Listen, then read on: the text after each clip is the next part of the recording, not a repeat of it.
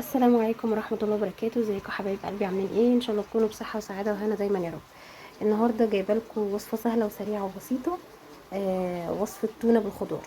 تعالوا نشوف المكونات مع بعض. انا معايا هنا علبه او علبتين حسب الكميه اللي انتوا عايزينها من التونه المفتته. تمام. معايا طماطم، ومعايا فلفل حامي، ومعايا بصل كيوبس، ومعايا التوابل معانا شطه وفلفل اسود ورشه قرفه وسبع بهارات وملح. تمام كده. ومعايا طبعا هحط سنه من الخل، وهحط زيت عشان اشوح فيه الكلام ده كله. تعالوا نشوف ازاي مع بعض. انا هنا طاسه على النار، حطيت شويه زيت وهنزل فيهم بالبصل. بسم الله الرحمن الرحيم. اللي معانا دي بصلايه كبيره. تمام. هنقلبها لحد ما تدبل شويه وهرجع لكم تاني. هنا نزلنا بالفلفل. تمام. هنقلبه تقليبه حلوه كده. خلاص. بصوا، مش عايزين بس نخلي حاجه في الجناب عشان ما تبقاش يعني الحاجه اللي في الجناب دي بتبقى متحروقه، واللي في النص بيبقى دبلان. خلاص. هننزل بقى في المرحله دي بالتوابل. التوابل اللي معانا زي ما احنا قلنا شطه، فلفل اسود، سبع بهارات وملح. ما نحطش حاجه ازيد من كده. بنقلب بقى طبعا الكلام ده كله مع بعض. وعايزه اقول لكم الريحه قبل ما نحط اي حاجه ما شاء الله يعني. بصوا الشكل عامل ازاي. يلا هنا بعد ما الخضار كله بعد ما البصل والفلفل دبل مع بعض وحطينا عليهم البهارات وقلبناهم كويس، نزلنا معانا بالطماطم بالشكل ده. هنقلب كويس برضو. تمام. ريحه التوابل طالعه حلوه قوي.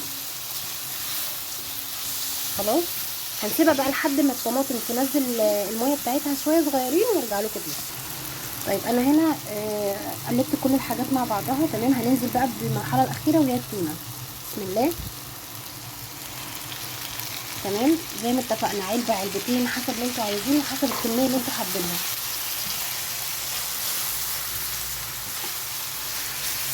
بصوا شكلها بقى عامل ازاي. تحفه. وطعمها في الاكل ملوش حل بصراحه.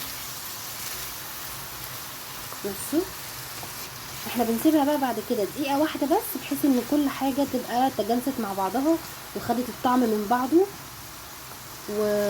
وبقت كلها تمام. بصوا بقت بالمنظر ده. بصوا كل الخضار طماطم بصل فلفل، ولو حابين كمان تحطوا بشر جزر، في ناس بتحب جزر قوي على التونه، مفيش اي مشكله. هنحط عليها دلوقتي سنه خل. هنا خلاص نزلنا نقطه كده من الخل، مش كتير. تمام. هنقلب الكلام برضو ده كله مع بعضه كويس قوي، بحيث ان كل حاجه تاخد من بعضها، يعني التوابل مع الخضار مع التونه. الطبق ده فيه قيمه غذائيه جامده قوي، فيتامين وكالسيوم وكمان مغذي جدا للاطفال. بس لو هنعمله للاطفال بلاش نحط شطه، وبدل الفلفل الحامي هنعمل فلفل رومي. تمام. ترنشات كده هيبقى حلو قوي. ممكن نعمل لهم سندوتشات، ممكن نعملها لهم ياخدوها معاهم في اللانش بوكس بتاع المدارس. ممكن كمان وهما بيذاكروا سندوتشات كده او يغمسوها. حلوه قوي. عيش بلدي بقى فينو. هتبقى لطيفه ان شاء الله. هتجربوها ان شاء الله تعجبكم. طيب بصوا هي دي بعد ما خلصت اهي. بصوا الشكل بتاعها، الخضار مع كل حاجه شكلها تحفه اللهم بارك. فانا هقدمها معاكم دلوقتي. يعني احنا معانا هنا هنغرفها دلوقتي. بصوا بسم الله. حلوه قوي ومغذيه وجميله وقيمه غذاء مش قادره اقول لكم. بصوا منظرها عامل ازاي، وريحتها ما شاء الله.